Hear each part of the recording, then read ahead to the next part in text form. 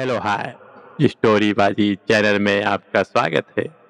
मैं आपको सुनाने जा रहा हूँ दीप प्रकाश दुबे जी की लिखी हुई शॉर्ट स्टोरी खिलौना। तो चलो सुनते हैं।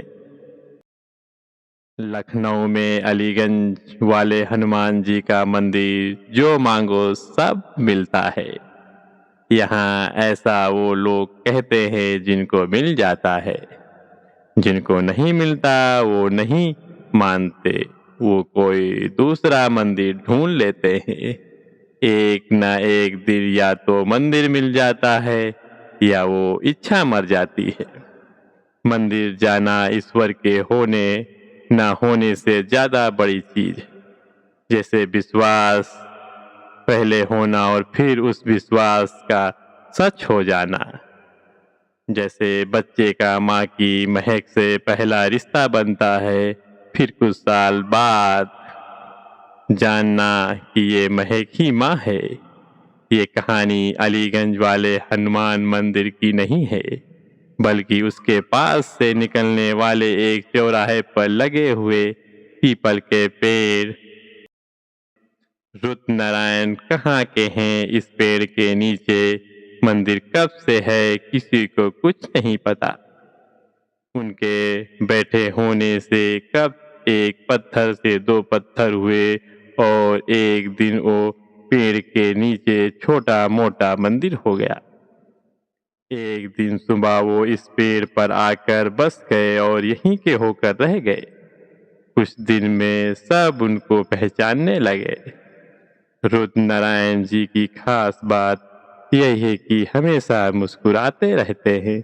लोग अपनी समस्याएं सुनाते, वो मुस्कुरा देते। आसमान में देखते हुए सामने वाले से कह देते, बोल दिया है काम हो जाएगा। जिसका काम हो जाता वो आकर पैर में गिर जाता। ना कभी कोई मंत्र पढ़ा, ना कोई पूजा बताई, बस मुस्कुराकर कंधे पर हाथ रख देना। ये इतना आसान था कि लोगों को यकीन ही नहीं होता कि पंडित जी ने कुछ किया या नहीं। उनको लगता कि पंडित जी का ऊपर वाले से कोई डायरेक्ट कांटेक्ट है। पुरानी कई किताबों में लिखा है कि मुस्कुराकर समस्या हल की जा सकती है, लेकिन लोग आसान बातें मानते कहाँ हैं। आंसू, मुस्कुराहट, ओस, हंसी, गुदगुदी और स्पर्श जैसी आसान बातों पर अब लोगों का यकीन नहीं रहा। ऐसे ही जिन लोगों का काम होता गया वो रुद्र नारायण को कुछ न कुछ देते गए। वो कभी किसी से पैसे नहीं मांगते, अगर कोई देता तो मना भी नहीं करते। दुनिया में रहकर भी वो ऐसे रहते कि उनकी वजह से ये दुनिया डिस्टर्ब ना हो जाए। ज्यादा किसी से बात करते उनको नहीं देखा गया है। किसी ने पास में घर दे दिया तो वहीं रहने लगे। खाना कोई न कोई दे ही जाता है। सुबह सुबह नहा धोकर वो आकर मंदिर में बैठ जाते हैं। जो कोई आता उसको बस एक ही चीज बोलते, काम हो जाएगा। शायद ही कोई ऐसा हो जिनको उन्होंने ऐसा बोला हो कि काम नहीं होगा। इसी पीपल के पेड़ के पास एक चाय की दुकान थी जिसमें छोटू काम करता था। मंदिर से निकलते हुए लोगों को देखकर उसका मन करता कि वो भी भगवान से कुछ मांगे। उसके पास मांगने को इतना कुछ था, लेकिन जब मंदिर में जाता तो उसे समझ ही नहीं आता कि वो शुरू कहाँ से करे। इतना कुछ जो है मांगने के लिए, मगर सही में भगवान सामने आ ही जाए तो ज्यादातर लोग कुछ भी मांग ही नहीं पाएंगे। दुकान पर वो दिन भर गाली सुनता है। एक दिन वो मंदिर जाकर बैठ ही गया कि आज तो बिना कुछ मांगे मंदिर से नहीं जाएगा। उसको मंदिर में बैठे हुए देर हो गई। इतने में उसका मालिक आया और उसको माँ की गालियाँ दी। छोटू ने तुरंत ही भगवान से यह मांग लिया, कि भगवान उसकी मरी हुई माँ को कोई गाली ना दे। छोटू अपने बाप से नाराज है, इसलिए कभी घर नहीं जाता, यहीं मंदिर के पास वाले पेड़ के नीचे सो जाता है। रुद्रनारायण ने उसको कभी भगाया नहीं। भगवान पर उसकी बात का कोई असर होता उसको दिख नहीं रहा था। रोज गालियां वैसे ही पड़ रही थी। ऐसे ही जब एक दिन गाली सुनकर वो मंदिर में आकर बैठा तो रुद्रनारायण जी से पूछा, कब काम होगा?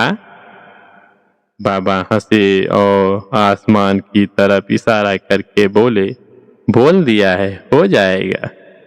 बच्चा बोला, कब सुनेंगे, इतने दिन तो हो गए।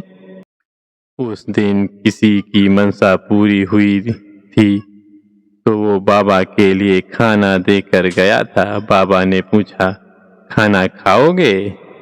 बच्चा कोई जवाब देता इससे पहले बाबा खाना लगा चुके थे। बच्चे ने पेट भरकर खाना खाया। बाबा पूरे समय मुस्कुराते रहे। खाना खाने के बाद बच्चे ने पूछा, आप क्या मांगते हैं भगवान से? कुछ नहीं मांगता। क्यों? आपको कुछ नहीं चाहिए? बच्चे ने बतासा खाते हुए पूछा। नहीं। क्यों नहीं चाहिए? सबको कुछ चाहिए होता है। हाँ, मेरे पास सब है, तो कुछ मांग कर क्या फायदा? बाबा ने चबूतरे पर से सामान समेटते हुए कहा, भगवान होता है? बच्चे के सवाल रुक नहीं रहे थे। खाली पेट इतने सवाल नहीं थे। पेट भरते हुए वो एक के बाद एक सवाल पूछ रहा था। बाबा मुस्कुरा दिए। बताइए ना, कोई है आसमान में? बच्चा बिना जवाब सुने हिलने वाला नहीं था। सच बताऊं? बच्चे को इस दुनिया के सबसे बड़े सवाल का जवाब मिलने वाला था। आसमान में कोई भगवान नहीं है की उम्मीद नहीं थी और मंदिर में वहां भी नहीं। फिर आप तो सबको कहते हैं कि बोल दिया है। किसको कहते हैं? बाबा मुस्कुराकर बोले, कल के लिए भी कुछ छोड़ दो। अगले दिन सुबह सुबह लखनऊ विकास प्राधिकरण, लखनऊ डेवलपमेंट अथॉरिटी की गाड़ी आई और अधिकारियों ने मंदिर को वहां से हटा दिया। कुछ लोगों ने विरोध किया, लेकिन सुप्रीम कोर्ट का आर्डर था कि सड़क पर अवैध मंदिर नहीं हो सकते। ये सब कुछ बाबा की आंखों के सामने हुआ। वो पास खड़े मुस्कुराते रहे। आसपास के कई लोग तमाशा देख रहे थे। बच्चा बाबा को देख रहा था। वो दुकान से एक कुल्हड़ चाय बाबा के लिए लेकर आया। बाबा ने बड़े ही प्यार से वो चाय पी। कुछ 2 घंटे में सब कुछ समतल हो चुका था।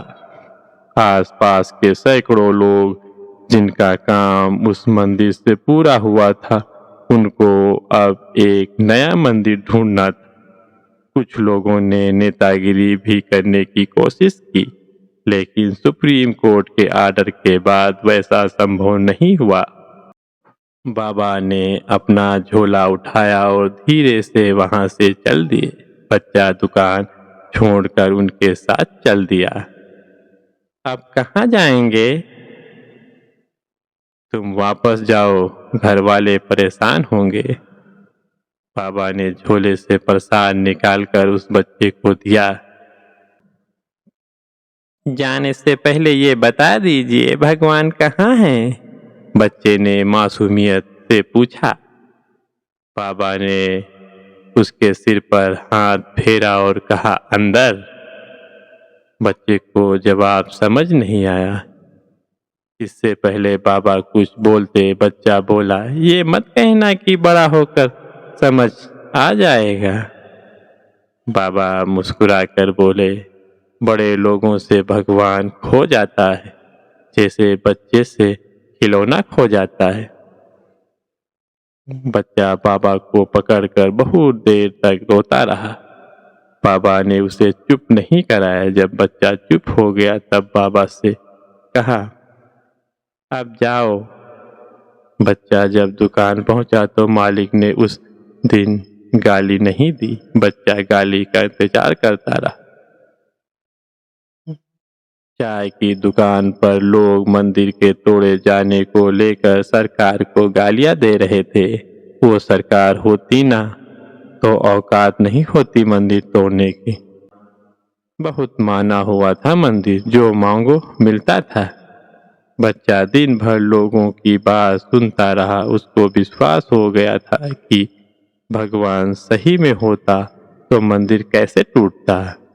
बच्चे को यह भी विश्वास हो गया कि उसने जो कुछ भी मांगा था वो अधूरा रह जाएगा। बाबा रुद्रनारायण ने हरिद्वार की ट्रेन पकड़ी। रास्ते में उनके बाबा वाले कपड़े देखकर लोगों ने खाना खिला दिया। एक दो लोगों ने जब अपना भविष्य पूछा तो बाबा ने मुस्कुराते हुए वही जवाब दिया, काम हो जाएगा। हरिद्वार में वो एक आश्रम पहुंचे। एक दो दिन रुके लेकिन मन नहीं लगा। बहुत देर तक गंगा के किनारे बैठे रहे। कुछ लोग आकर उन्हें पैसे देते गए। बाबा मुस्कुरा नहीं रहे थे। वो गंगा घाट पर रात भर बैठे रहे। सुबह तक उनको बहुत ठंड लगती रही। बहुत ठंड लगने पर घर के बिस्तर की याद आती है। बाबा ने फिर ट्रेन पकड़ी। जहां वो उतरे वो स्टेशन भोपाल था। भोपाल में बड़े आलीशान घर का दरवाजा खटखटाने से पहले वो कुछ देर बाहर रुके, जैसे मन में कोई दुविधा हो। खैर, जब उन्होंने दरवाजा खटखटाया तो घंटी के पास लगे कैमरे से आवाज आई, बाबा जाओ, बाद में आना। बाबा ने बड़ी उम्मीद से घर को देखा और लौट गए। एक दिन पास में एक मंदिर में रुकने के बाद अगले दिन फिर उसी घर पहुंचे। घर के पास पहुंचने से पहले उनकी चाल धीमी पड़ जाती। दरवाजा इस बार खुला था। एक बड़ी गाड़ी से एक आदमी कहीं निकल रहा था। उसके बीवी बच्चे उसको विदा कर रहे थे। बाबा को दरवाजे पर देख छोटा बच्चा बोला, मम्मा, भिखारी, मैं पैसे दूंगा। बच्चा करीब 7 साल का था। बच्चे की माँ मुंह बनाते हुए अपने पति से बोली, रुको, पानी लेकर आती हूँ, प्रसाद खाकर जाना, पता नहीं कहाँ से आ जाते हैं। अंदर घुसने से पहले उसने बाबा से कहा, टाइम देख कर नहीं आ सकते। बाबा अब मुस्कुरा नहीं रहे थे। उनकी नज़र उस गाड़ी वाले आदमी पर थी। वो कहीं फोन पर किसी से बता रहा था कि बस 10 मिनट में पहुंच जाएगा। अंदर से वो औरत 10 रुपए का नोट लेकर आई। बच्चे ने लपक कर नोट लिया और फौरन बाबा के हाथ में रख दिया। बाबा ने उसके सिर पर हाथ रखा तो माँ गुस्से में चिढ़ गई, छुआ कैसे? अब हो गया ना, जाओ अब। एक ट्रे में गिलास और प्रसाद लेकर उस औरत ने अपने पति को दिया। पति ने कार का शीशा खोला। तब बाबा बोला, निर्मला है? अब पहली बार उस आदमी का ध्यान बाबा की शक्ल पर गया। वो घबरा कर कार से नीचे उतरा, के पैर छुए, उनको अंदर लेकर गया। तुरंत अपनी सभी मीटिंग कैंसिल की। बीवी को कुछ समझ नहीं आ रहा था। जब वो उनको हॉल में लेकर जा रहा था तो बीवी ने सर्वेंट रूम की ओर इशारा किया। उस आदमी ने अपनी बीवी की बात पर ध्यान नहीं दिया। तुरंत एक कमरा अलग से रखा गया। बाबा के पास कोई कपड़े तो थे नहीं। लड़का जब उनको कमरे में बैठा रहा था, तब उसका ध्यान बाबा के पसीने की महक पर गया। उसमें ठीक पहले जैसी ही महक थी। उनको कमरे में बैठाने के बाद जैसे ही वो बाहर आया, बीबी ने पूछा, "कौन है ये?" "पापा, तुमने तो कहा था वो मर गए। तुमने झूठ बोला था।" पति ने किसी की बात का उस समय जवाब देना ठीक नहीं समझा। उसने अपना ढीला कुर्ता पैजामा उनको दिया, बाथरूम दिखाया। बाबा ने पूछा, "निर्मला कहाँ है? आप नहा धो लीजिए, मिलवाता हूँ।" इधर बेटे ने अपने ऑफिस में छुट्टी के लिए कह दिया। बीवी ने जिद पकड़ ली कि पहले इनका मेडिकल टेस्ट कराओ। पता नहीं कहाँ-कहाँ से कौन-सी बीमारी लेकर आ रहे हैं। बाबा कुर्ता पैजामा पहनकर अपने कमरे में एक तरफ बैठे थे। उनका पोता डरते हुए कमरे में आया। "आप अब हम लोगों के साथ रहेंगे?" बाबा ने कुछ नहीं कहा। बेटा बोला, "रुद्र नाम है इसका।" फिर बेटे ने पोते से कहा, "दादाजी हैं, पैर छुओ इनके।" बहू ने तुरंत अलमारी से पहनने लायक कपड़े ढूंढे और वो कमरे में नाश्ता लेकर आई। बाबा ने आराम से नाश्ता किया। खाते हुए उनकी नज़र कमरे में उनकी और निर्मला की तस्वीर पर गई। लड़के ने बाबा को अस्पताल ले जाकर तमाम टेस्ट कराए, दाढ़ी बनवाई, कपड़े दिलवाए। रास्ते भर कोई बात नहीं हुई। लड़के की आंखों में रह रहकर आंसू आ रहे थे। जब बाबा का एक भी निशान शरीर पर नहीं बचा, तब बेटा उनको घर में एक कमरे में लेकर गया।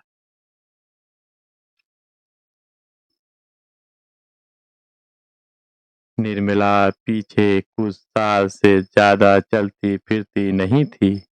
उनकी याददाश्त लगभग जा चुकी थी। कि कभार कुछ पुराना याद आता तो तबीयत खराब हो जाती। उनको बस पोते के बाद का याद था।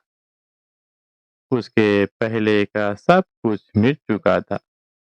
पोते का नाम उनको याद था। किसी नए से मिलती तो घबरा जाती। उन्होंने बाबा को देखा और देखती रही। बाबा ने निर्मला को देखा और उनकी आंखों से पानी बहने लगा। निर्मला ने उनको रोता देख अपने बेटे से पूछा, "इनका कोई खिलौना खो गया है क्या? ये रो क्यों रहे हैं?" बाबा ने निर्मला का हाथ पकड़ लिया और वहीं जमीन पर बैठ गए। निर्मला बोली, "बोल दूंगी, भगवान जी को काम हो जाएगा। ध्यान से रखना चाहिए था न खिलौना।" नर्स खड़ी देख रही थी। बेटा अपने माँ बाप को कमरे में छोड़कर बाहर आ गया। बाबा के टेस्ट की रिपोर्ट आ चुकी थी। उनको कोई भी बीमारी नहीं थी। पोता अपने दादाजी के साथ घुल मिल गया था। वो मोहल्ले भर के बच्चों को बताता कि उसके दादाजी लौट आए हैं। वो बहुत बड़े बाबा हैं। बाबा ने अपने आप को समेट लिया था। बाबा को आए 1.5-2 महीने बीत गए। बीवी कुछ दिनों के लिए मायके गई थी। एक दिन उनके बेटे ने पूछा, "आपको ये नहीं लगा कि हम लोगों का क्या होगा? मम्मी पर कितनी मुश्किल आई पता है?